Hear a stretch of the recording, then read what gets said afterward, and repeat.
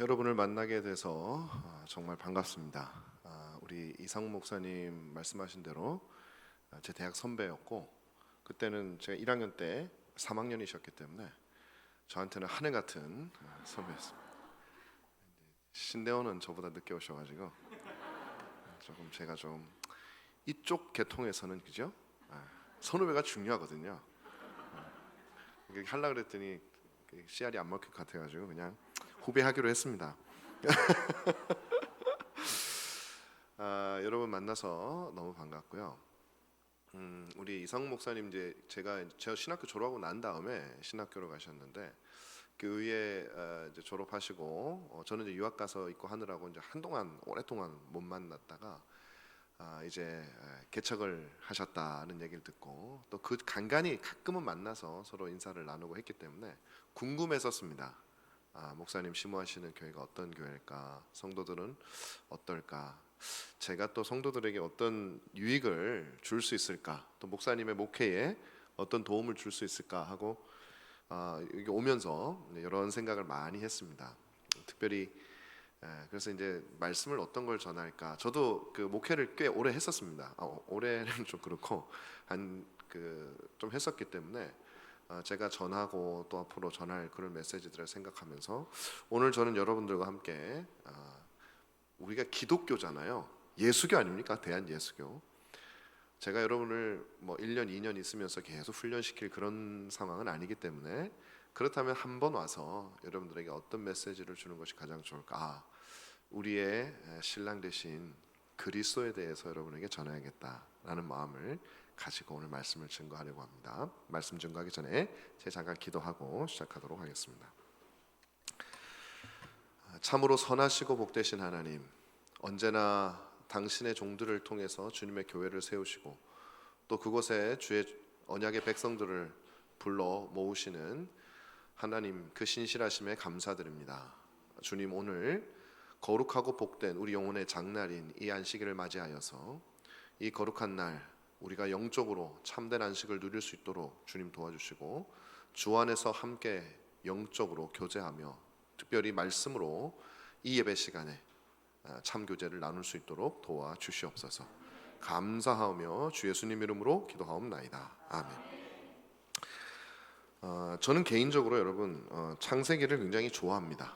그래서 제가 창세기에 대한 설교를 쭉 이렇게 한 2번 정도 했고요.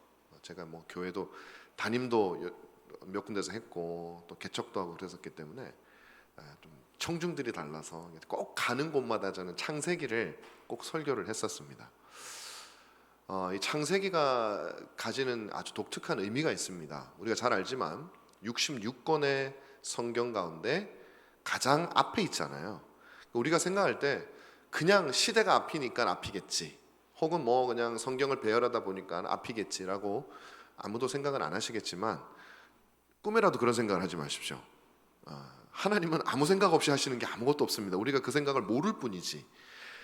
창세기가 성경 66권의 가장 앞에 있다라는 거 하는 것은 시기상으로 앞일 뿐만 아니라 창세기가 담고 있는 그 내용 자체가 성경 66권 전체의 서론과 같은 역할을 합니다.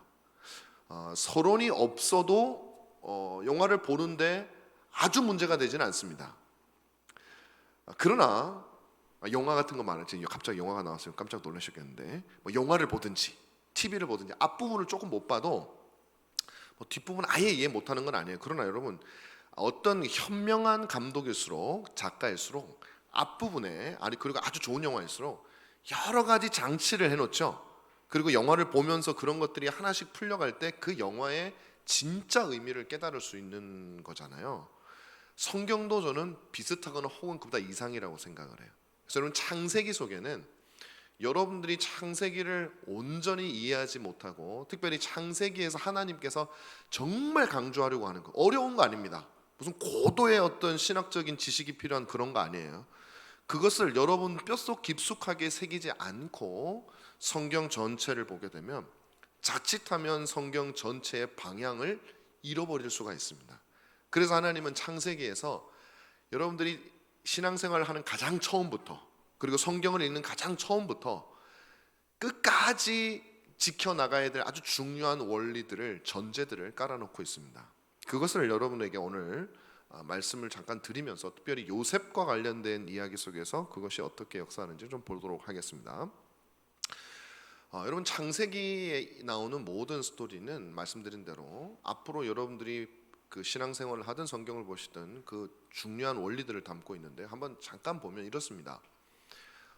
천지 창조의 이야기가 나오잖아요. 1장하고 2장이죠. 그럼 말 그대로 천지 창조입니다. 뭐가 있어야 뭐가 시작하죠.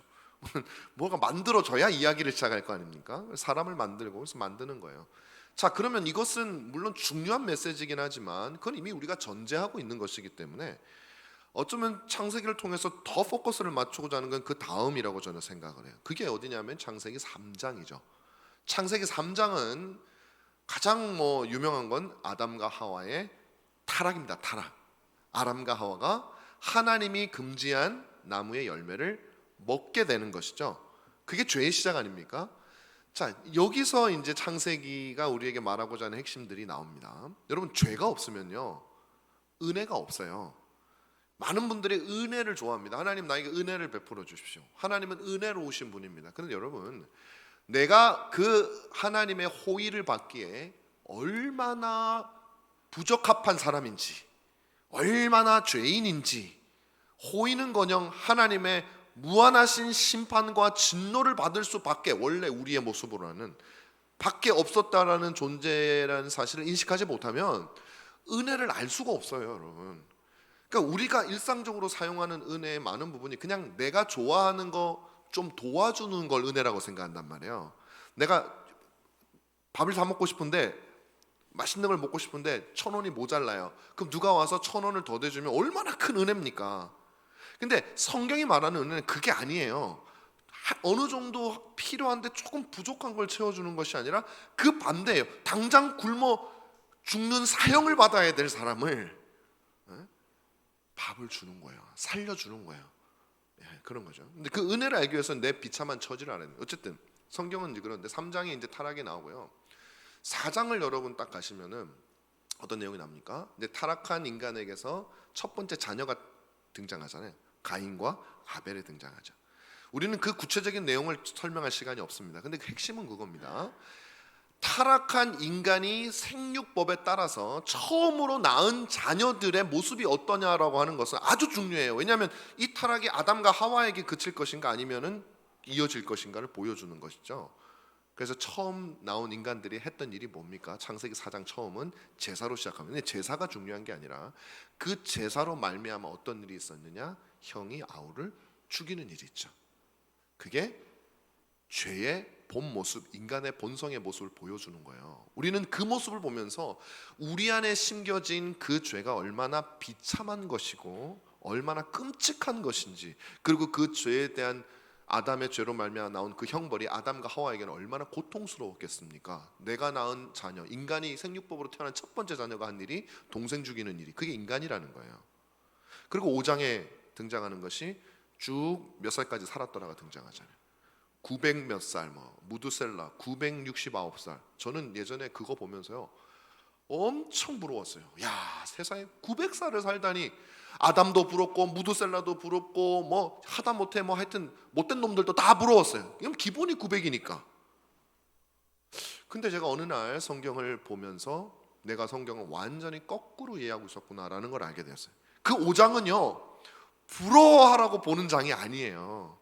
그 5장은 모든 900 몇 살을 살아도 맨 마지막에 공통적으로 나오는 단어인 죽었더라를 봐야 되는 거예요. 죽었더라, 죽었더라, 죽었더라, 죽었더라, 죽었더라, 죽었더라.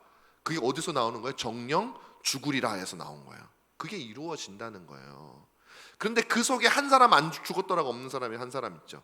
그게 바로 에녹입니다. 에녹은 살았더라예요. 어떻게 살았나? 그 죽음의 그 끔찍한 그 연쇄의 그 고리를 어떻게 끊었나? 하나님의 은혜죠. 그게 믿음이에요. 하나님과 동행했다는 것이. 이제 그 하나님이 칠흑 같은 그 인간의 절망스러운 상황 속에서 한 줄기 빛으로 들어오는 거예요. 마치 예수 그리스도께서 이 땅에 오시는 것을 보여주는 상징적인 것이죠. 6장이 나옵니다. 6장에 뭡니까? 노아가 등장하잖아요. 노아가 유쾌한 스토리는 아니죠. 노아만 보면 유쾌하죠. 다 죽었는데 나는 우리 가족은 살았으니까. 그러나 다 죽은 사람을 생각해야 됩니다. 온 인류가 하나님을 배반하고 하나님은 그 끔찍함이 극에 달해서 어느 정도로 하나님이 그 인간의 죄악을 심판하기를 원하셨냐면 이것도 상징적인 것에 불과한데 노아의 8가정을 빼놓고는 다 죽여버린. 그러니까 하나님이 잔악하다, 하나님은 난폭하다, 이걸 보시면 안 되고 성경 잘못 보는 거예요. 인간의 죄악은 지독히도 끔찍한 것이고 하나님은요 잔인하고 난폭하지 않아요. 하나님은 공의로우신 분이시기 때문에 그 악에 대해서 정당하게 집행하시는 것일 뿐이에요. 그럼 인간의 사악함을 보셔야 돼요. 그게 6장이죠. 그리고 7장 8장 가서 이제 홍수가 끝나잖아요. 그러면서 이제 나와서 노아가 제일 먼저 하는 일이 뭡니까? 창세기에서 나와가지고 노아가 하는 일이 이제 제단을 드리죠. 그때까지는 괜찮아요. 근데 그 바로 다음 장에 뭐가 나오냐면 그 8장인가요? 9장인가요? 그 다음 장에 뭐가 나오냐면 노아가 술 먹고 포도즙에다가 술 먹고 벌거벗고 자다가 아들이 보니까 나중에 아들이 자기의 벌거벗은 모습을 봤다는 것을 알고 아버지가 돼가지고 아들을 저주하는 장면이에요. 이거 여러분 콩가루 집안 아니에요? 아니 그게 인류 중에 믿음 순위 1위부터 8위까지 사는 그 구원받은 자들인데 그 구원받은 1위가 한 짓이 뭐냐면 한 3, 4위 되는 사람한테 막 저주하는 거 막 1위가 한 짓이 뭐냐면 막 술 먹고 자다가 막 인간은요 구제불능이라는 얘기를 하는 거예요. 자꾸 성경은 우리에게 그걸 얘기해 주는 거예요. 인간은 구제불능이야. 그게 끝이 아니에요. 노아의 홍수 이후에 노아가 자손을 많이 낳잖아요. 그래서 땅에 이제 사는데 시날 평지에서 이 사람들이 뭘 합니까? 바벨탑을 짓죠.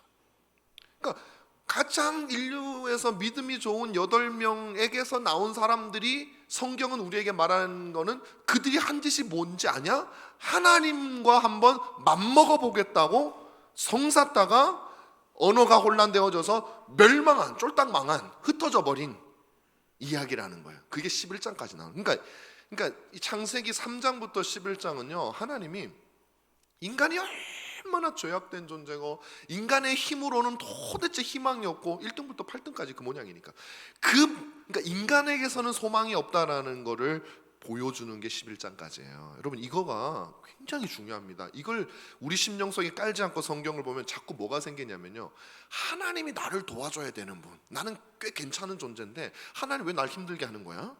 하나님은 마땅히 나를 도와줘야지, 이런 식의 멘탈리티를 가지게 돼요 신앙생활을 하면서. 그러니까 하나님은 도움을 주는 분 정도에 불과한 거예요. 그리고 마땅히 주셔야 되는 분. 만약에 마땅히 안 주면 좀 뭐 이렇게 하나님 좋아하는 거 좀 해주고 새벽에 뭐 졸린 잠 내일부터 여러분 일주일 동안 새벽 기도 하시잖아요. 그 막 하나님 막 나 잠도 안 잤거든요. 좀 주세요 뭐 이러는 거죠. 잠 안 잔고 뭐 소리쳐 자기 다뭐 달라고 소리쳤으면서 마땅히 줘야 되는 거 아니잖아요. 뭘 희생을 한 것도 아니고 내가 내줘오려고 한 건 여러분이 그렇다는 게 아니라 만약에 성도들이 그렇게 기도를 활용하게 된다니까요. 잘못하면 그게 이제 그 창세기에서 말하는. 그러면 12장부터 뭐가 나옵니까? 11장 마지막부터 아브라함을 부르는 사건이 나오죠. 이 아브라함은 뭐였어요? 아버지가 우상 만드는 사람이잖아요. 희망이 없는 인간이었어요. 아브라함도 하나님을 처음부터 알아서 사랑해서 막 쫓아다니던 사람이 아니에요. 그 암흑 가운데 하나님께서 부르는 거예요. 불러서 자기 백성 만들고 믿음이 무엇인지 아브라함의 인생을 발전시키기 위해서 우리에게 보여주시고 절정은 그 아들 이삭을 제물로 바치는, 그 뭐야? 하나님께서 우리를 어떻게 구원하실지 보여주는 거죠. 십자가에서 아버지가 아들을 제물로 바치는 그걸 아브라함의 일생을 통해서 보여주시고, 그 다음에 이삭, 야곱도 마찬가지죠. 속이기나 하고 어떻게든 경쟁해서 그냥 형을 그리고 외삼촌을 막 속이든 아버지도 속이든 그 답 없는 야곱을 하나님이 나중에 베델로 올라가자, 베델까지 올려서 어떻게 믿음의 조상 중에 한 사람이 되게 하는지, 그게 야곱의 생애잖아요. 그리고 나오는 것이 바로 이 요셉이거든요. 이 요셉 스토리도 마찬가지로 똑같이 하나님이 한 영혼을 구원하실 때 어떤 역사가 일어나는지를, 어떻게 구원하시고 어떻게 우리 구원 사역을 진행하시는지를 아브라함부터 계속 반복해서 보여주시는 거예요. 그러니까 이걸 우리가 3장부터 11장까지는 죄, 그 다음에 아브라함 스토리부터 창세기 마지막까지는 구원 역사, 그 죄악 가운데서 우리를 어떻게 끄집어내시느냐 보여준단 말이죠. 여러분 오늘 이 본문을 보시면 요셉의 형들이 요셉을 팔지 않습니까? 원래 죽이려고 그랬죠. 질투 때문에. 근데 이 형들이 어떤 형들입니까? 요셉을 동생을 판 형들이죠. 질투의 화신.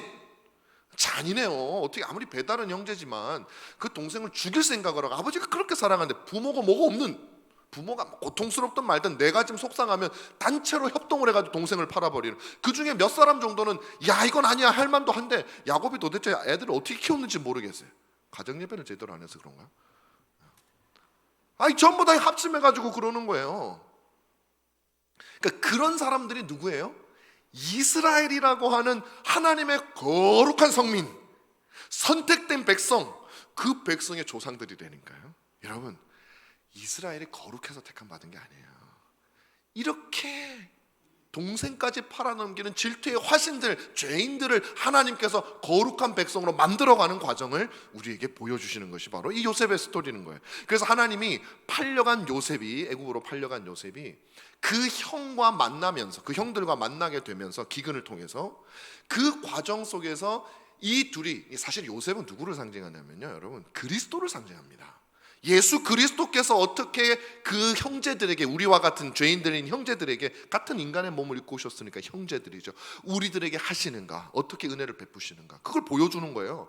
그 요셉이 그 형들을 변화시키는 과정 속에서 형들은 자신들의 죄악을 다시 한번 생각하게 됩니다. 요셉 앞에 불려와서 너희 정탐꾼이지, 요셉이 다 알아요 형들 정탐꾼 아닌 거. 그런데 모른 척하고 정탐꾼이지. 그랬더니 형들이 아닙니다, 저는 이런 사람이었고 이런 사람이었고 저에게는 동생이 한 명 있었는데 우리가 이렇게, 자기 죄를 술술술 말을 해요. 자기 스토리를 얘기해야 되니까, 어떻게 하다 우리가 여기까지 왔는지 얘기해야 되니까. 그 다음에 요셉은 또 그들에게 시험거리를 던져줍니다. 돈을 내고 쌀을 샀는데 나중에 그 돈을 갖다가 돌아가는 형제들 가방에다가 돈을 다시 넣어줘요. 그러면 돈 안 내고 쌀만 훔쳐간 사람이 돼버리는 거잖아요. 그렇게 누명도 씌우고, 때로는 그 동생 베냐민이 왔을 때 그 자루에다가 은장까지 몰래 줘서 너희들 도둑질했지, 그런 것도 하고. 왜 그랬을까요? 그 과정 속에서 그 형제들은 자신이 두 가지 죄, 아버지인 야곱의 마음을 너무나도 슬프게 했던 그 죄악을 회개하는 일이 벌어지게 돼요. 그리고 요셉이라고 하는 자기 동생에 대해서 저질렀던 죄악을 회개하게 되는데, 어떻게 회개하냐면 요셉을 상징하는 또 다른 요셉의 그 친동생 있죠, 같은 엄마를 가지고, 베냐민. 그 베냐민을 구하기 위해서 요셉을 팔아버렸던 르우벤과 유다라고 하는 형 두 사람이 나서서, 만약에 내가 베냐민을 애굽에서 데려오지 못하면 아버지 제가 죽겠습니다. 이건 요셉을 향해 완전히 회개했다라는 거죠. 그리고 유다는 우리 아들을 대신 죽게 하십시오. 그러니까 이 두 형제는요, 아버지를 향해서 지었던 죄, 요셉을 향해 지었던 죄를 회개를 하게 됩니다. 그리고 그것을 토설하게 돼요. 그냥 머리로만 회개한 게 아니라 자신의 몸으로 고백하게 만들죠. 요셉은 이 모든 과정을 통해서, 시험을 통해서 단지 그들이 회개하고 후회하고 죄를 깨닫고 이것이 아니라 그들 스스로 결단을 내려서 믿음을 보여주게 하여서, 단지 요셉에게 용서받고 알아서 구석에 가서 사는 것이 아니라 요셉을 향해서 교제하며 살 수 있도록 스스로 자신들의 믿음을 보이도록 만들어 주신 거예요. 여러분, 요셉이 성격이 안 좋아서 그런 게 아니에요. 예수님이 베드로가 3번 부인했잖아요. 그 디베랴 바닷가에서 부활하시고 난 다음에 베드로 찾아가가지고 너 나 사랑하냐고 3번이나 물으시잖아요. 그 뭐 하려고 3번 물으셨겠어요? 못 믿어. 저 녀석은 거짓말을 잘해가지고 못 믿겠어. 아니 그 거짓말 1번 하나 3번 하나 맘만 먹으면 하는 거죠. 근데 왜 3번 물으셨겠어요? 베드로의 입으로 그것을 고백하도록 만들어서, 주님을 향한 그의 죄책감을 떨어버리게 만들어서, 그로 하여금 주님을 바로 바라볼 수 있게 만들고, 그래서 주님이 그와 교제하고 싶었기 때문에 그렇게 하신 거예요. 요셉도 그런 거예요. 그들을 거기까지 한 것이죠. 그 모든 요셉의 테스트 기간이 끝났어요. 형들이 합격을 했어요. 그리고 요셉 앞에 서 있는 장면이 오늘 본문에서 나오는 바로 이 장면입니다. 이 장면을 보면 요셉은 어떻게 합니까? 우리 45장 1절이 그렇습니다. 요셉이 시종하는 자들 앞에서 그 정을 억제하지 못하여 소리질러 모든 사람을 자기에게서 물러가라 하고, 이 정을 억제하지 못해요. 이 정은 뭐예요? 사랑의 정이에요. 그 형들을 향한 사랑의 마음이 억제되지가 않는 거죠. 그래서 그는 시종들을 물리칩니다. 종들, 야 물러가라, 빨리 가라. 근데 소리쳐서 그냥 얘들아 경들은 물러가 있으시오. 이게 아니에요. 빨리 물러가라. 이건 아닌 것 같은데 하여튼 이런 비슷한, 하여튼 뭐 굉장히 소리를 질러서 막 급하게 막 나가게 한 거예요. 그러고서 뭐 합니까? 막 우는 거예요. 그런데 성경은 참 재밌죠? 이 소리가 얼마나 컸든지, 우는 소리가 그냥 혼자서 멋있게 폼나게 우는 게 아니에요. 이 일국의 총리가 애기처럼 그냥 막 우는 거예요. 했더니 밖에 있던 시종들도 다 들려요. 어유, 우리 총리께서 왜 저러지? 성경은, 여러분 이거 믿어지시는지 제가 물어볼게요. 요셉이 얼마나 크게 울었던지 왕궁에, 바로의 왕궁까지 들렸대요. 믿어야 됩니다, 여러분. 그거 아닌 것 같은데요. 그러지 마시고, 하나님이 흙으로 사람도 만드는데 그 소리 뭐 바로궁까지 못 하겠습니까? 그만큼 크게 울었어요.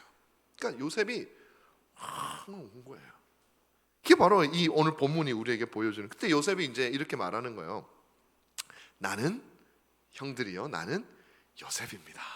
그 형들이 사람 막 울기 시작하더니 갑자기 자기가 요셉이라고? 우리가 한 10몇 년 전에 팔았는데?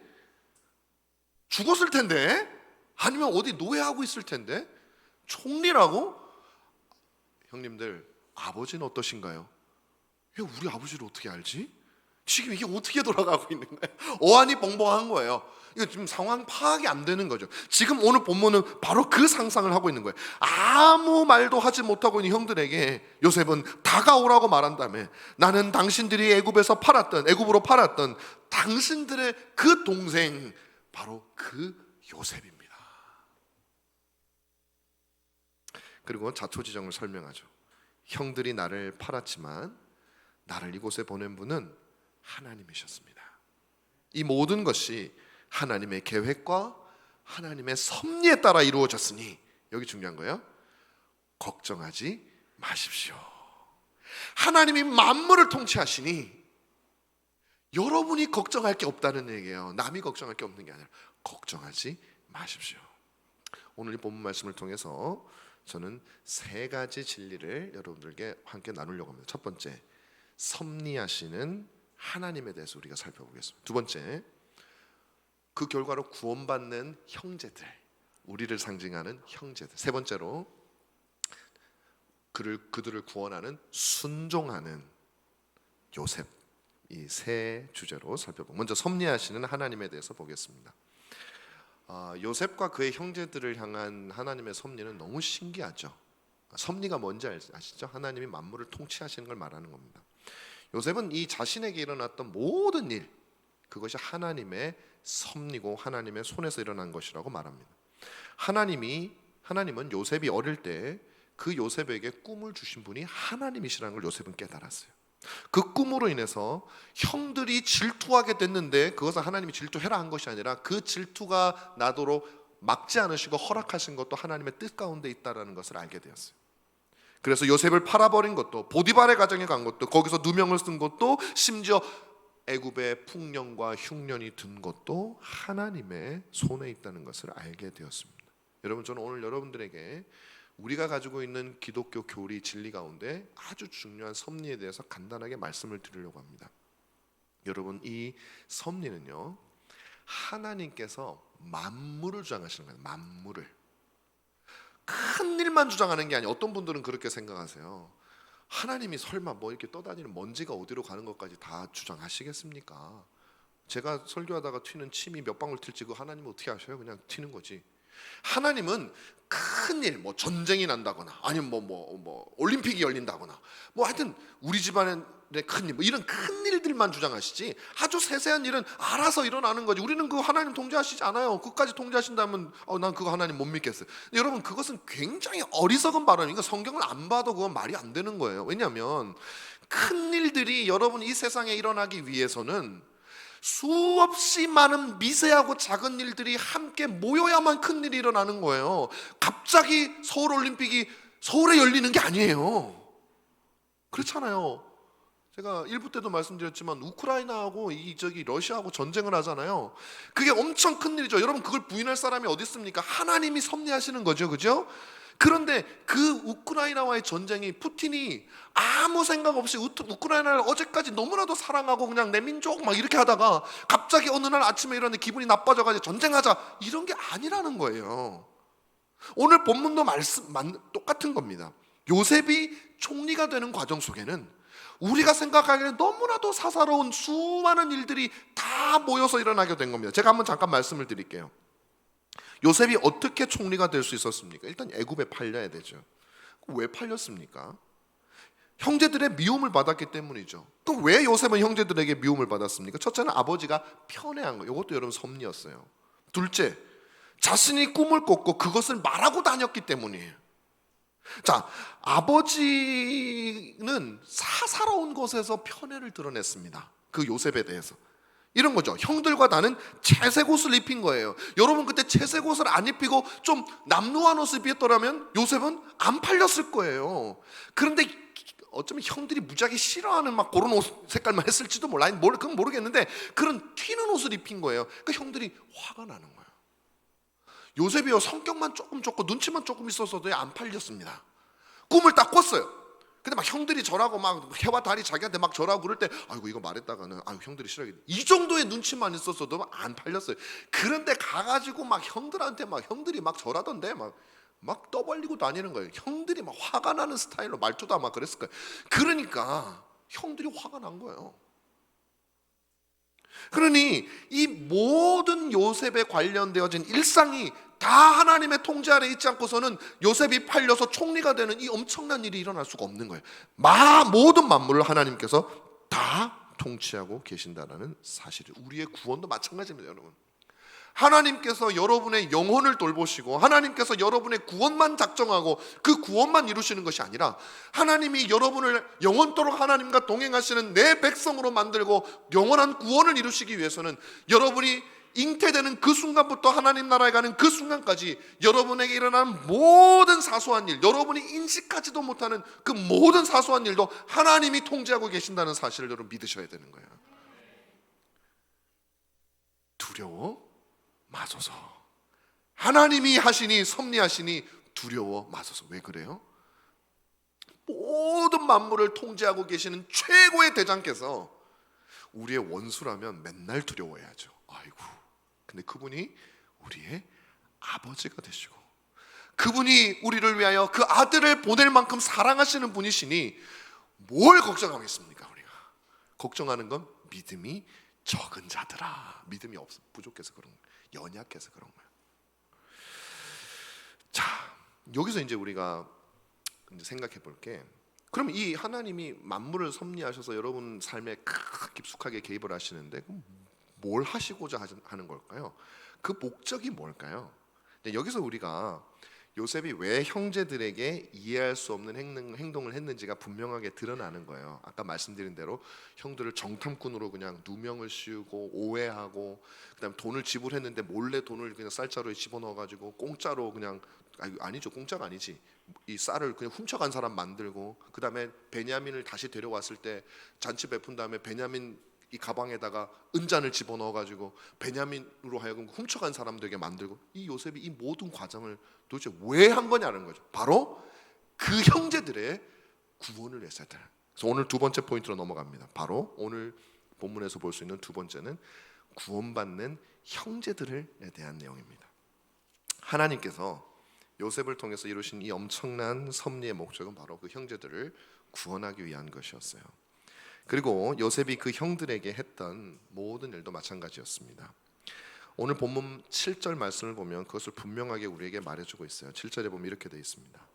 하나님이 큰 구원으로 당신들의 생명을 보존하려고 그렇게 하셨단 말이에요. 여러분, 여기 큰 구원일까요? 저는 이것이 정말 큰 구원이라고 생각을 해요. 그냥 구원이 아니에요. 왜? 지금 형제들 11명을 아버지까지 이렇게 이제 더 뭐 12명 되겠죠. 그들을 구원하는 거는요, 단지 몇 명이기 때문에 큰 구원이 아니고 더 큰 구원도 있어요. 근데 왜 이것이 큰 구원이냐면 그들을 11명을 살리는 것은 뭘 살리는 거예요? 이스라엘을 살리는 거예요. 그들에게서 이스라엘이 나왔으니까. 그럼 이스라엘을 살리는 건 누굴 살리는 거예요? 온 인류를 살리는 거예요. 왜? 그 이스라엘에서 예수 그리스도가 나오셔야 되거든요. 유다의 자손으로. 그리고 그 예수 그리스도는 온 인류를 구원하는 구원자가 되셨으니 지금 하나님께서 혹은 요셉을 통해서 이 백성, 그 형제들 11명을 구원하는 것은 엄청나게 큰 구원입니다. 온 인류를 당신의 택한 모든 백성을 구원하는 구원을 하고 있기 때문에 큰 구원이 되는 거예요. 요셉이 했던 모든 행동은 요셉은 여기까지는 몰랐겠죠.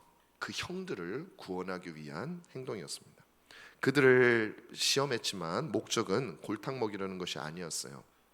그렇게 자기를 괴롭혔던 형들이지만 미워하거나 증오하지 않았습니다. 오히려 역으로 그들을 사랑해서 정을 억제하지 못하고 그들을 구원하기 위해서 힘썼던 사람이 바로 요셉이었다라는 것이죠. 우리는 이 사실 속에서 굉장히 중요한 것을 알게 됩니다. 바로 요셉이 자신의 형들에게 그들에게 일어났던 모든 이상한 일들, 고난에 대해서 요셉이 설명하는, 오늘 본문이 그거잖아요. 설명하는 때가 오는 것처럼 언젠가 저와 여러분도 우리 인생 속에서 우리가 이해할 수 없던 수많은 고난들, 도대체 왜 나에게 이런 고난을 주시는 거지? 하나님이 살아계시면 아무리 내 머리로 생각해도 이건 쓸데없는 거야 라고 생각했던, 아니면 하나님이 이렇게 주시면 얼마나 좋았을까 했던 이해할 수 없는 수많은 일들을, 그 일에 대한 설명을 들을 날이 여러분 반드시 오게 된다라는 사실이에요.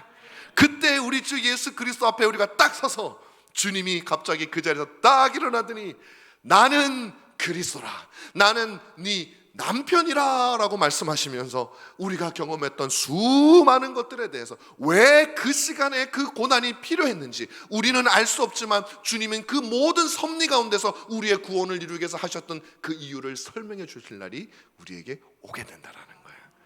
여러분, 지금은 모르는 게 많잖아요. 저도 많고. 그러나 여러분, 신앙 안에서 바른 믿음으로 정말 신실하게 살아온 사람은요, 제가 말하는 것을 굉장히 분명하게 이해할 수 있습니다. 왜냐하면 우리가 점점 나이가 들어갈수록 내 삶 속에서 하나님의 고난의 역사마저도 그것이 나를 어떻게 바꾸어 주는가 하는 것을 경험해 왔기 때문에 그런 거예요. 그러니까 여러분, 고난을 좋아하는 사람이 어디 있겠어요? 주님도 받기 싫어서 이 잔 치워달라고 한 거예요. 고난을 사랑하라는 말은 아니에요. 고난 가운데 두려워하지 마시라는 거예요.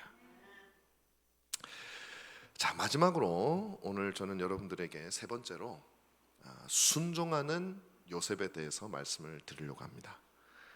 저는 오늘 본문에 나타나는 이 요셉의 모습이 너무나도 아름다워요. 제가 꿈꾸는 이상적인 모습이죠. 여러분, 신자라면 주님이 원수도 사랑하라 그랬으니 원수도 사랑하는 모습을 한 번쯤 꿈은 꿔보잖아요. 근데 그것이 얼마나 어려운지 집에만 가면 다 깨지더라고요. 보니까 누구 때문인지 모르겠지만 어려워요. 원수가 아니라 내 가족도 어려워, 내 아내도 어렵고 내 자식도 어려워. 화가 나요. 그렇죠? 속상할 때가 있어요. 사랑하고 싶을 때가 있단 말이에요.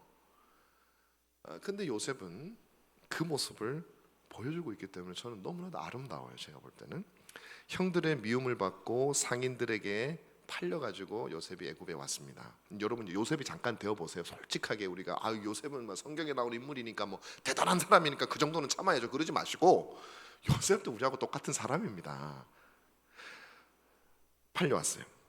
노예가 돼서 왔어요. 형한테 팔려가지고 그 배신감이 어땠을까요? 구덩이에 빠져가지고 이 상인들한테 팔아버린 그 형들의 눈빛이 다 기억이 날걸요 아마. 그래서 이 애굽에 왔더니 노예 시장에 갔어요. 뭐 어떻게 팔았는지는 모르겠습니다. 어디 올려놓고 팔았는지 하여튼 누가 와가지고 나를 찜해갔어요. 근데 옷도 막 벌거벗겨 놓고 그냥 막 수치스럽고 막 부끄럽고 막 인간으로서의 자존감 다 무너지고 막 그런 경험을 했을 거예요. 수치스러웠을 거예요. 그리고 형들에 대한 원망은 막 날이 가면 갈수록 커졌을 거예요. 저것들이 사람이냐, 어찌면 나한테 이럴 수가 있어. 자신의 처지에 대해서 막 서글프고 이런 인생 살아서 뭐하나, 뭐 이런 생각 들지 않겠습니까? 그래도 그래, 용기를 내자. 아버지가 우리 가정예배 때 맨날 하셨던 말씀이 있지. 하나님은 뭐 어쩌고 저쩌고, 그래 하나님 믿자. 그리고 보디발한테 팔려왔어요. 그래서 열심히 일했습니다. 그래서 내가 하나님 바라보고 해야지. 열심히 일한 대가가 뭐예요? 이상한 그 보디발의 아내한테 그냥 유혹당했는데 그것을 피하려다가 누명을 씌워가지고 나를 밀어주던 그 보디발 장군이 나를 감옥에 보내버리는 거예요. 내가 내가 성실하게 살지는 않았으면, 내가 그냥 내 이익만 추구하며 살았더라면 좀 덜 억울할지 모르는데, 나 이익을 포기해가면서 주인을 위해서 살았는데, 하나님 말씀대로 살았는데 내 결과는 뭐란 말이냐, 이 감옥이잖아. 여러분, 저는 이런 생각이 들어요. 야, 이 정도쯤 되면, 요셉의 인생쯤 되면 반사회적 반사회적 성향, 소시오패스 그런 거 있잖아요. 우리 연쇄살인마들 막 가는 그런, 약간 그런 기질을 가질 수도 있을 것 같아요. 뭐 가져도 안 되지만 이해는 될 것 같아요. 인생이 참, 너도 기구하게 살았구나, 그렇게 힘들게 살았구나.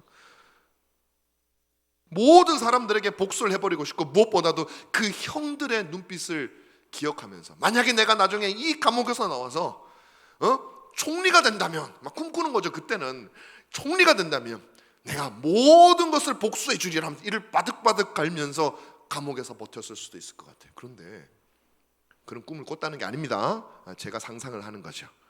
근데 놀랍게도 요셉이 그럴 기회가 온 거예요. 하나님의 섭리에 따라서 그가 총리가 되었어요.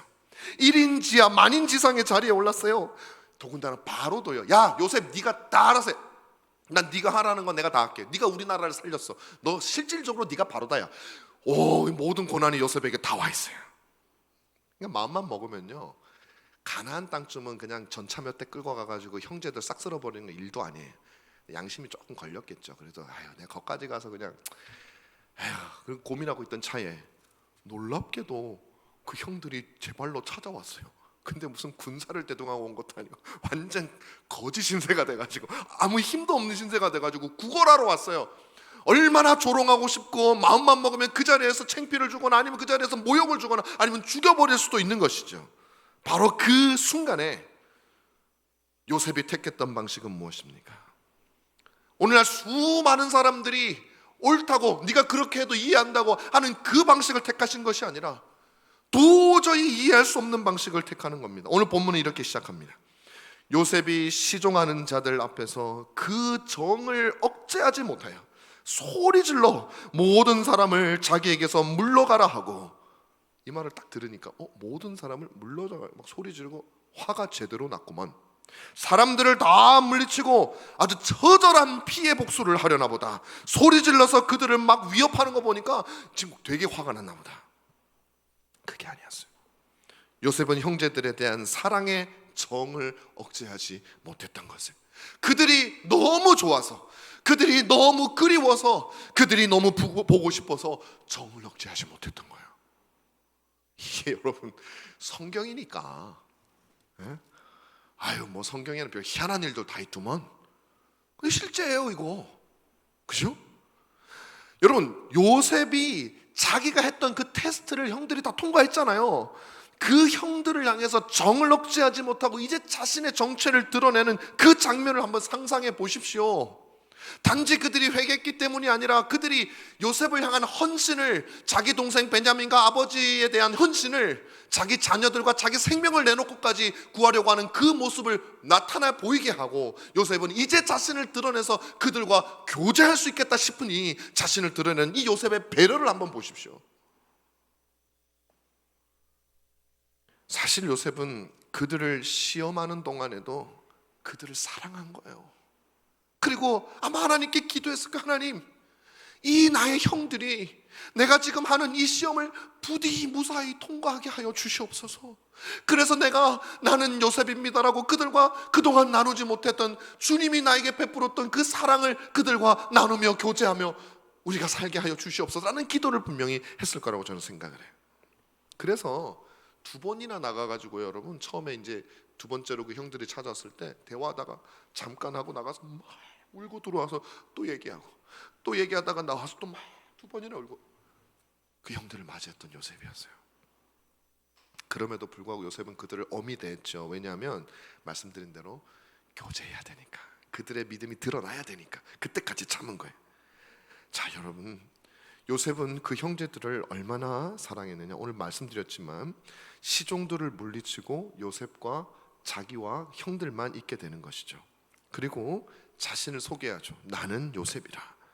이것은요, 자기가 멍멍 울면 시종들이 우리 총리님께서 저렇게 어린아이처럼 우시네, 너무 창피할까 봐 그런 것처럼 생각되세요? 그거 아닙니다. 왜 그러면 굳이 그들을 내보냈을까요? 그 이유가 아니라면 왜 그들을 내보냈을까요? 여러분, 여기서 요셉의 마음을 볼 수 있는 거예요.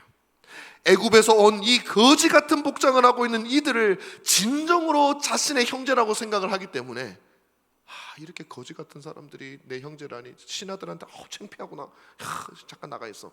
그거 아니에요.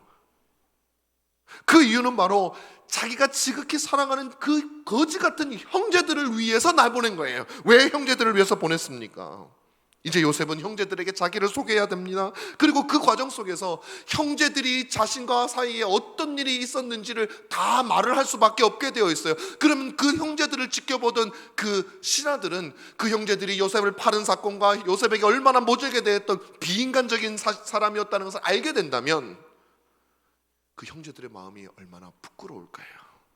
그들이 내 형제들을 혹시라도 멸시하게 되면 어떡할 거예요? 그들을 배려해서, 나의 형제들을 배려해서 내보낸 거예요. 여러분, 여기까지 이릅니다. 자상과 사랑이. 그들의 허물을 가려주는 거죠. 가려주는 거죠. 형제들을 향한 요셉의 사랑은 그 울음에도 드러납니다. 그는 정을 억제하지 못하고 북받쳐 오르는 사랑의 감정을 울음으로 표현합니다. 그런데 그 소리가 아까 말씀드린 얼마나 컸던지 바로의 왕궁에까지 들릴 정도로 컸습니다. 얼마나 사랑스러웠으면 그랬을까. 그런데 여러분, 여기는 사랑만 있는 건 아니에요. 어떻게 사랑스럽기만 하겠습니까? 뭐 사랑스럽다고 뭐 그렇게까지 울겠습니까? 여기에는 그 형제들에 대한 사랑과 내가 형제들을 미워하고 증오할 수 있고, 그래서 이 형제들과 영원히 틀어지고 어쩌면 내가 그 형제들을 죽이는 끔찍한 죄를 범할 수 있음에도 불구하고 하나님이 지금까지 나를 인도하여 주셔서 그들을 사랑하게 하셨고, 그 과정 속에서 내가 인내했던 것, 내가 하나님께 부르짖었던 것, 나의 눈물, 나의 땀, 이 모든 것들이 요셉에게 다 작용을 해서 말할 수 없는 큰 울음으로 폭발해 나온 것이죠. 바로 자기 부인의 삶이에요. 그게 신자의 삶입니다, 여러분. 요셉이 보여주는 이 삶이 거듭난 신자의 삶입니다. 우리들의 삶이 이래야 되는 거예요. 뿐만 아니라 이 삶은 누구의 삶이었습니까? 우리들의 영원한 모범이 되시는 주 예수 그리스도의 삶이 이와 같은 삶이었어요. 그분은 이 땅에 요셉처럼 오셔서 요셉보다 더 천히 취급받으시고, 요셉보다 더 멸시받으시고, 요셉보다 더 큰 고난을 받으시고 비참하게 죽으신 분이셨어요. 자신을 하나님의 뜻을 이루기 위해서 우리를 사랑하실 때 끝까지 사랑하신 분이 주 예수 그리스도였다는 사실입니다. 바로 이것이 요셉의 사랑이고 그리스도의 사랑입니다. 자, 그렇다면 요셉이 이렇게 그들을 사랑하게 된 것은 하나님의 말씀에 대한 순종 때문이고, 하나님을 향한 요셉의 사랑으로 인해서 요셉은 우리들을 사랑할 수 있게 된 거예요. 형제들을 사랑할 수 있게 된 거예요. 여러분 이 가운데 교사들도 계시고 또 그러실 거예요, 그렇죠? 근데 저도 교사도 많이 해봤지만 아이들을 사랑하려고 우리는 그런 생각을 참 많이, 내가 우리 아이들을 사랑해야지, 내가 우리 반 아이들을 사랑해야지, 내가 형제를 사랑해야지. 그거 안 됩니다, 여러분. 내 힘으로 사랑하면 안 돼요. 그거 몇 번 하다가 안 되는 거예요. 기독교인의 사랑은 말 그대로 억지 사랑입니다. 근데 우리가 억지를 쓰려 그러면 우리가 어디선가 사랑을 공급받아야 억지가 나와요. 그래도 견딜 수 있는 힘이 나와요. 내 능력으로는 안 되는 거예요. 그 힘이 어디서 나옵니까? 여러분이 하나님께서 여러분을 어떻게 사랑하셨는가 하는 그 사랑의 경험을 여러분이 경험해 보셔야 된다고요. 그리스도께서 여러분을 위해서 어떤 순환을 당하시고 어떤 고난을 당하시고 어떤 멸시를 당하셨는지, 우리를 향한 말할 수 없는 우리 신랑 되신 그리스도의 사랑을 지금도 내가 누리고 있구나. 오늘도 죄악을 범하고 어제도 범했지만 여전히 내가 이곳에서 하나님을 찬양할 수 있는 유일한 이유는 그럼에도 불구하고 우리를 사랑하신 하나님의 놀라우신 사랑 때문이구나라는 것을 경험해야 그 사랑이 흘러서 이 아이들에게 가는 거야. 못된 짓도 좀 하고 말도 치지도 안 들어도 그들을 끝까지 사랑할 수 있는 거예요. 요셉이 그랬어요. 그는 감옥에 있었지만 그곳에서 하나님과 동행을 했었던 것이죠. 그래서 요셉은 모든 시험을 하나님에 대한 사랑과 그분의 말씀을 따르는 그 순종으로 이겨낸 거지 인간에 대한 사랑으로 이겨낸 것이 아니었어요. 창세기 39장 9절에는 이렇게 되어 있습니다. 요셉이 이제 한창 그 보디발의 아내가 막 유혹할 때 이렇게 얘기합니다. 이 집에는 나보다 큰 이가 없으며 주인이니 아무것도 내게 금하지 아니하였어도 금한 것은 당신뿐이니 당신은 그의 아내임이라. 자, 주인이 금했어요. 자, 그런데 요셉이 뭐라고 얘기하는지 보세요. 그런즉 내가 어찌 이 큰 악을 행하여 주인께 죄를 지으리까가 아니라 하나님께 죄를 지으리까. 요셉은 뭐라고 생각하냐면, 내가 범죄하지 말아야 되는 이유는 물론 우리 주인을 존중해서도 맞아요. 그러나 근본적인 이유는 그 주인을 통해서, 그 입을 통해서 하나님이 나에게 말씀하셨으니 내가 이 땅에서 어떠한 죄악을 범하든지 그것은 그 사람에 대한 죄악이 아니라 그것을 금하신 내 하나님에 대한, 지극히 나를 사랑하셨고 나도 사랑하는 그 하나님에 대한 명을 어기는 것이라고 생각을 했기 때문에 요셉은 그 모든 것들을 이겨낼 수 있었던 것이죠. 그래서 하나님을 사랑했던 요셉, 그는 하나님께 순종하고 하나님의 섭리에 자기 자신을 맡기고, 그리고 그 모든 것은 하나님을, 자신을 향한 하나님의 뜻이 선하다는 사실을 믿었기 때문에 요셉은 그렇게 했던 것이죠.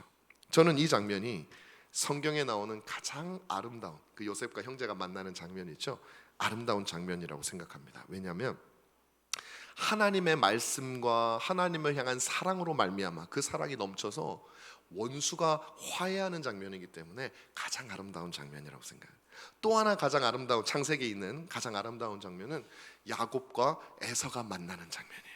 철천지 원수였고 에서도 그렇게 400명의 군사까지 길러가면서 야곱을 죽이려고 했었지만 야복강을 건넌 야곱과 그 에서가 만났을 때, 야곱이 벌벌벌벌 떨면서 그렇게 에서를 만났을 때, 에서는 야곱을 죽이러 오는 것이 아니라 막 달려와서 야곱의 목을 껴안고, 오늘 본문에서 베냐민과 그 형제들의 목을 어긋맞기고 울듯이 야곱과 에서도 목을 어긋맞기고 옵니다. 이게 또 어디 나타나냐면 누가복음 15장에 나타나는 아버지와 탕자가 목을 어긋맞기고, 똑같은 표현이에요. 하나님이 우리를 그렇게 달려와서 목을 어긋맞기고 우신다는 거예요. 그러나 이 장면보다 성경에는 더 아름답고 탁월한 장면이 하나 더 있습니다. 그것은 바로 십자가에서 죽으심으로 우리와 하나님을 화해시키는 예수 그리스도의 모습입니다. 그리스도께서는 요셉과 같이 하나님의 말씀에 전적으로 순종합니다.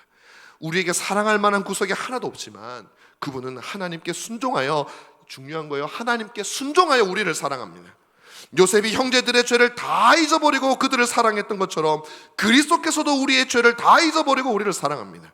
요셉이 하나님의 뜻에 따라 자기를 부인하며 살았던 것처럼 주 예수 그리스도께서도 이 땅에 오실 때부터 자기를 비우고 종의 형체를 가지며 모든 것을 부인하며 아버지의 뜻을 쫓아 살았습니다. 물론 그리스도는 하기 싫은 것을 했다는 것은 아닙니다. 아버지의 뜻과 아들의 뜻은 영원토록 동일하시기 때문에 그리스도는 즐거이 그 일을 했습니다. 그러나 자신을 부인하시고 그 일을 감당하셨습니다.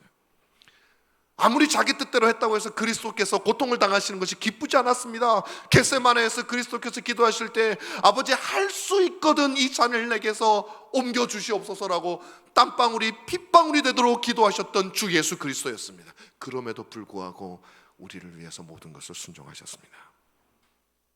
바로 이것이 요셉이신 그리스도의 모습입니다. 그렇게 자신을 부인했던 우리 주님은 마지막 날에 우리를 만날 때, 요셉 앞에 서 있는 형제들과 같이 그 심판대의 자리에서 우리를 만날 때 주님은 우리를 보시고 눈물을 흘리실 것입니다. 천사들을, 자기 주변에 있는 모든 천사들을 물리치고 우리와 독대하시면서, 여러분과 독대하시면서 그 소리가 천국을 쩌렁쩌렁 울리도록 우리 주 예수 그리스도께서 우리를 향해서 눈물을 흘리실 것입니다. 혹시라도 우리의 허물이 천사들에게 드러날까봐, 혹시라도 우리의 허물을 다른 이들이 들을까봐 그리스도는 그것을 감싸 안으시며 우리를 위해서 눈물을 흘릴 것입니다. 우리가 너무 사랑스러워서, 아무 사랑스러울 것도 없는데 주님은 그것을 너무 사랑하셔서, 너무 귀해서, 너무 좋아서 엉엉 우실 거예요. 손가락으로 천지를 만드신 그 능력자 중에 능력자이시오 전능하신 분께서 한 치의 공의도 땅에 떨어지지 않도록 모든 진노의 잔을 다 마실 만큼 공의로우시며 용기가 있으시고 두려움이 없었던 그 그리스도께서 십자가에서 진노의 잔을 마실 때에도 두렵고 떨지 않으셨던 그 그리스도께서, 그 강인한 분께서 여러분 앞에 서면 완전히 녹아져 내려서 어린아이처럼 눈물을 흘리시며 우실 거예요. 그 정을 억제하지 못하고 저는 그렇게 상상합니다. 요셉의 이 장면을 통해서 그만큼 우리를 그렇게 사랑하셨고 사랑하시며 그날에 우리와 함께 하실 것입니다. 오늘 이 말씀이 주는 세 가지 교훈만 간단하게 말씀드리고 마치도록 하겠습니다. 첫 번째, 여러분, 하나님께서 섭리하시는 분이라는 사실을 반드시 기억하십시오. 작은 것만 섭리하시는 게 아니라 모든 걸 다 하신다니까요. 그냥 존재 그 자체, 먼지 하나까지 얼마나 든든한지 모릅니다. 그 섭리하시는 분이 여러분의 아버지요, 그 섭리하시는 분이 여러분의 신랑이요, 그 섭리하신 분이 여러분을 위해서 아들을 내어주신 아버지시요, 그 섭리하시는 분이 여러분을 위해서 십자가를 지신 우리의 남편이신데 두렵게 없죠. 여러분, 고난을 당하실 때 이 섭리를 믿고 하나님께 나아가시기를 바랍니다. 제가 며칠 전에 미국에서 오신 제 선생님이신데, 그분이 이제 강연을 설교하고 강의하시는 게 있어서 통역을 한 적이 있습니다. 그 통역을 하면서 아주 들었던, 저에게 인상 깊었던 예화를 하나 들까 합니다. 페르시아 양탄자가 유명하잖아요. 아름다운 분이 큰 양탄자를 만드는 사람이 있어요. 이 사람이 높은 곳에 양탄자를 설치하고 사다리를 이렇게 딱 받쳐서 그 위에 올라가서 양탄자 무늬를 위에서 내려다보는 거죠. 밑에는 일하는 사람들이 많이 있어서 밑에서, 위에서 까만색 올리시오 그럼 까만색을 올려요. 파란색 올리시오 그럼 파란색을 올려요. 그렇게 막 올리는데 밑에 있던 일하는 사람들이 볼 때는 위에서 이렇게 위로 올려다 보니까 빨간색 파란색 올라가는데 까만색 줄까지 올라가니까 지저분한 거예요. 이 지금 도대체 무슨 그림을 그리고 있는지 알 수가 없는 거예요. 이 까만색은 고난을 상징한다고 해보십시다. 여기저기 검정색이 들어가니까 막 보기가 싫고 힘든 거야. 그래서 이 도대체 뭐야, 이게 뭐야, 그러고 있는데 완성이 됐어요. 위에 있던 그 양탄자를 만드는 그 주도하는 사람이 밑에 있던 일꾼들에게 올라오라고. 근데 그 사람들이 사다리를 타고 막 올라가는 거예요. 그리고 그 위에서 내려다보는 양탄자의 모습은, 그것이 한창 만들어질 때 그 밑에서 보던 그 이상하고 지저분하고 더럽고 무슨 물인지 알 수 없는 그 혼란스러운 모습이 아니라 이 세상 그 어떤 것보다도 아름다운 빛깔로 만들어진, 그래서 그 까만 것들이 도대체 어디 쓸모 있는지 몰랐는데 그 아름다움을 이루기 위해서 곳곳에 필요한 곳에 까만색 실이 박혀있는 그 찬란한 무늬의 양탄자가 만들어지는 거죠.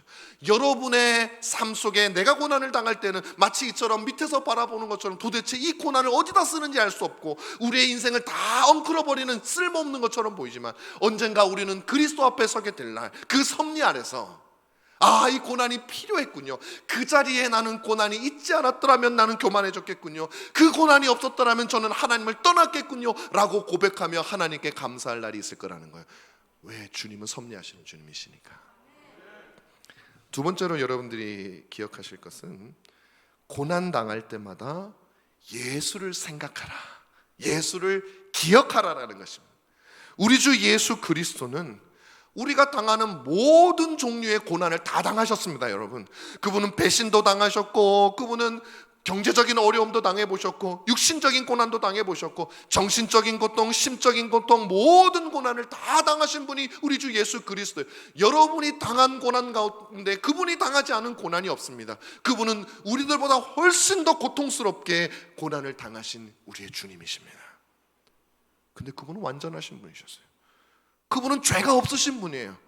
그런데 그분이 고난을 당하시니 죄가 있고 연약한 우리들이 고난을 당하는 것이 무엇이 그렇게 억울하겠냐라는 생각을 해보시라는 거예요. 언젠가 여러분들이 하나님 앞에 설 때에, 그 심판대 앞에 설 때에 그 모든 고난을 다 당하셨던 그리스도께서는 아마 여러분들에게 오셔가지고 이렇게 말씀하실 거예요. 누구야, 너무 힘들었지, 그때 너무 힘들었지, 그때 너무 고통스러웠지. 내가 알아. 내가 당했기 때문에, 내가 너가 당하는 고난을 함께 당했기 때문에 내가 다 이해한다고 주님께서 말씀하실 거예요. 그때 베드로도 달려오고 바울도 달려오고 모세도 달려오고 천국에 있는 수많은 위대한 인물들이 달려와서 다 똑같이 말할 거예요. 내가 너의 마음을 안다. 나도 당해보았고 우리도 고난을 당해보았으니 네가 얼마나 수고했는지 안다. 착하고 충성된 종아, 잘하였도다. 내 주인의 즐거움에 참여할지어다 라고 말할 겁니다. 그러므로 고난을 당할 때마다 예수를 기억하십시오. 히브리서 12장 2장 3절은 이렇게 되어 있습니다. 믿음의 주여 또 온전케 하시는 이 예수를 바라보자. 그는 그 앞에 있는 기쁨을 위하여 십자가를 참으사 부끄러움을 개의치 아니하시더니 하나님 보좌 우편에 앉으셨느니라. 너희가 피곤하여 낙심하지 않기 위하여 이같이 죄인들이 이같이 자기에게 거역하신 일을 참으신 이를 생각하라. 마지막입니다. 하나님께 순종하시는 여러분 되시기 바랍니다. 요셉은 순종했죠? 예수 그리스도께서도 순종하셨습니다. 우리도 순종해야 됩니다. 그것이 신자의 특권이고 신자의 의무입니다. 내 마음대로 살기 위해서 예수 믿는 거 아닙니다. 여러분, 이 세상에는요, 신자가 크게 나누면 딱 두 신자가 있어요. 물론 참된 신자인지 아닌지는 제가 판단할 수 없겠지만 두 종류의 신자가 있습니다. 어떤 신자면 이 자리도 마찬가지일 거예요.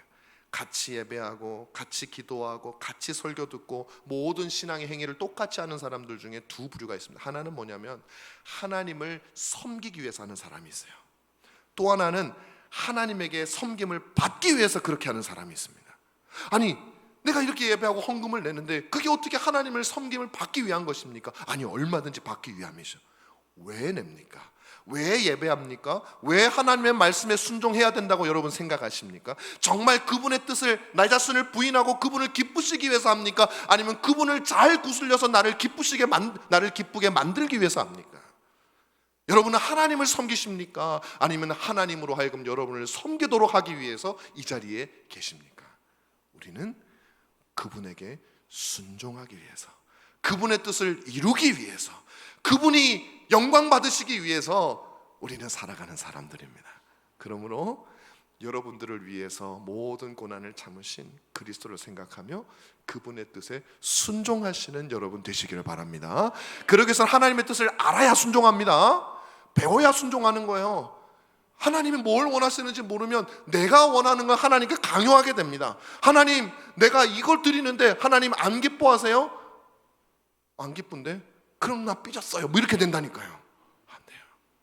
우리가 그분께 맞춰드리는 거예요. 그분은 우리한테 맞추는 거 아니에요. 그게 신자의 삶입니다. 그래서 열심히 배우십시오. 열심히 기도하십시오. 주님의 뜻을 위해서 살기로 결단하시는 여러분 되시기를 간절히 부탁드립니다. 기도하겠습니다.